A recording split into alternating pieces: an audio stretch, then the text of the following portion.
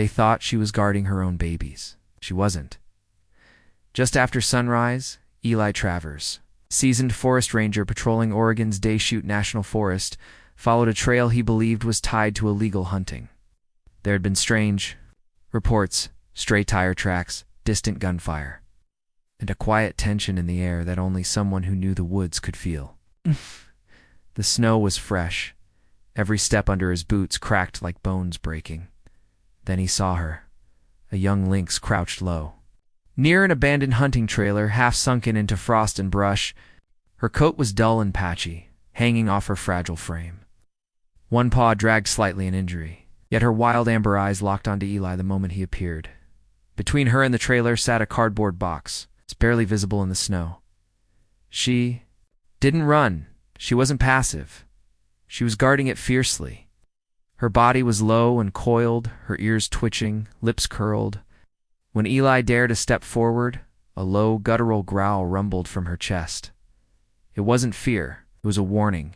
He slowly backed off, heart pounding. She didn't chase, didn't flinch. She simply stood her ground. This wasn't normal lynx behavior. They didn't linger, they didn't protect. Not like this. From a safe distance, Eli raised his binoculars and focused on the box. His breath caught inside, tangled in dirty towels, were 3 golden-coated puppies, Labrador mixes barely a few weeks old, shivering alive, his stomach turned. No sign of a mother dog, no humans. Just a starving, wounded lynx guarding them with everything she had. Why? She pressed closer to the box, shielding it from the wind. One puppy crawled toward her. She didn't flinch. She had claimed them. Eli returned the next morning. The snow was coming again. He couldn't leave them there. He approached slowly, his hands visible. She rose, weak and trembling, but her eyes burned with the same fire. When he took another step, she lunged, teeth bared, ears flat. She stopped inches from him, breathing hard, growling deeper now, still guarding. He called wildlife services. Their response, "If there's no threat to people, it's not our jurisdiction. Nature will take its course." No one was coming, so Eli did what he could. That afternoon, he returned with a drone and launched it from the ridge. From above, the picture became clearer. The lynx had barely moved in hours. She circled the box like a broken clock hand, limping. The puppies shifted weakly inside. She was starving, her ribs pressed out like cage bars, her wound near her rear. Leg had swelled with infection, and still, she stayed. She curled around the box like a shield knot from the cold. Not from predators, but from him. She was dying to keep them safe. By the third morning, the temperature had dropped below freezing. Eli packed a thermal camera and drove back into the woods. Through the lens, her body glowed faintly in the cold. Puppy's warmth flickered, like dying embers. He recorded everything, not just for evidence. He needed help. He sent the footage to a wildlife biologist he knew. The response came quickly. Female lynx, about 18 months old. Likely lost her litter possibly in last month's fires. She may have adopted these pups as her own. It was rare. Impossible. Somewhere in her grief, she had found a box full of helpless cries. Not her species, not her kind. And yet she had stayed. A predator choosing not to hunt, a mother choosing to love. Eli sat in the silence of the forest, watching her. She didn't eat, didn't leave. Didn't call into the wild she had chosen them that afternoon. He returned with fresh venison and salmon, hoping to tempt her without threatening her from a safe distance. He laid the food in the snow. She watched him for a long time. Then limped forward. She took one mouthful, retreated, and swallowed fast nervously, then curled back around the box. The next day she ate faster, still watching him, still unsure. But something fragile had begun a thread of trust. Day after day, Eli returned. He moved inches closer each time, spoke gently. If she growled, he stopped. On the third day, he made it within 10 feet of the box. That's when it happened. Silent. Sudden, she lunged and sank her teeth into his canvas sleeve, not breaking skin, but making her point. She snarled, pressed against his arm, then stood between him and the puppies. She wasn't just protecting. She was drawing a line, even if it killed her. She wouldn't let them go. Eli retreated, shaken. He'd gained her trust, but not her permission. Not enough, but maybe someone else could help. Not another ranger, a dog. That night, he made a call he hadn't in years. "Sam, it's Eli. I need help. But not from you. From Daisy." Daisy was a golden shepherd mix, rescued from a hoarding case. Rehabilitated by Sam's nonprofit in Bend. She wasn't trained for aggression. She was trained for presence, for comfort. The next morning, Eli brought Daisy to the clearing. The Lynx saw them instantly. She rose, tense. Eli unclipped Daisy's lead. "Go slow," he whispered. Daisy stepped forward. No barking, no pulling. Her head bowed, tail low.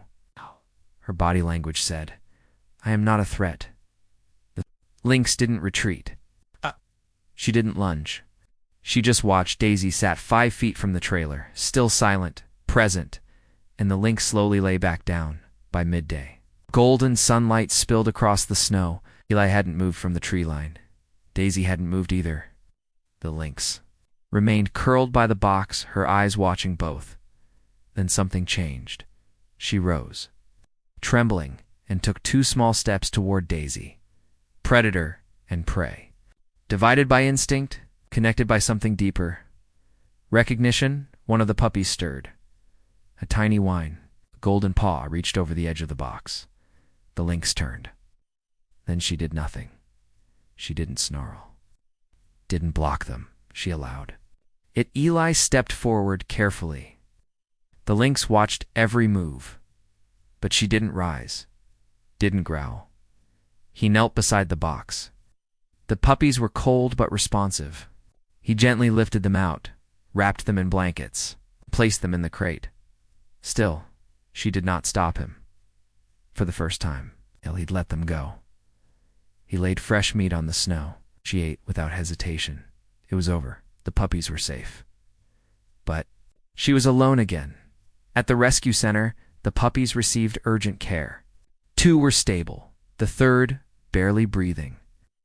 Daisy never left their side. Meanwhile, Eli returned to the forest. She was still there, beside the now empty box. She didn't react when he approached. She was starving. Her wound had worsened. Had given everything. He reached out and touched her for the first time. She allowed it, and in that moment, wild edge between them blurred. She was ready to be saved. With Sam's help and a sedative. They transported her to the same rescue center. She didn't resist. She didn't even look back. She had done what she came to do, a vet whispered. She's been nursing. She had lost her own cubs, but she never stopped being a mother. Now, at the center, she lay behind reinforced glass. She growled at humans, hid in corners, except with Daisy. Daisy lay across from her crate, quiet, still, present. When the puppies were strong enough, they were brought in one by one. They knew her instantly. Pressed noses against the glass, she lifted her head. Leaned. Forward, memory. Connection. Love. Weeks passed. Her wound healed. She didn't accept people, but she accepted Daisy and the pups. Then came the day. Eli both feared and prayed for. She was strong enough to go back. They released her deep in protected territory. She stepped from the crate. "You're slow and sure." Daisy approached. Their noses touched. A puppy wriggled free. Bounding toward her, she crouched low, then licked his face. Just once, then she turned and vanished into the trees. She had returned to the wild, but not empty, not broken. She had lived, and she had loved. Months later, a trail camera caught movement by a quiet stream. She stepped into frame stronger, heavier, her coat gleaming, and behind her, 3 small shapes, darting, leaping cubs. She had become a mother, again. She had found the strength to begin anew, and she had done it on her terms. No collar, no tags, just one wild heartbeat in the vast green silence. Every story here on Pawthos reminds us of the incredible power of compassion and how crucial it is to support animals in need. A wild lynx, 3 abandoned puppies, a golden rescue dog, and a ranger who didn't walk away. None of them were meant to find each other, and yet they did. Through silence, through instinct, through something deeper than understanding. When the lynx chose love over instinct, she rewrote the rules. She proved that motherhood isn't defined by blood, and that even in the coldest places, warmth can begin with the choice to stay. This animal's journey from rescue to healing shows the heart of what animal welfare is all about. So share her story, because someone out there might leave a box in the woods tomorrow, and someone else, wild or human, might choose to protect it. Subscribe to Pawthos, where rescue meets the wild and love always finds a way.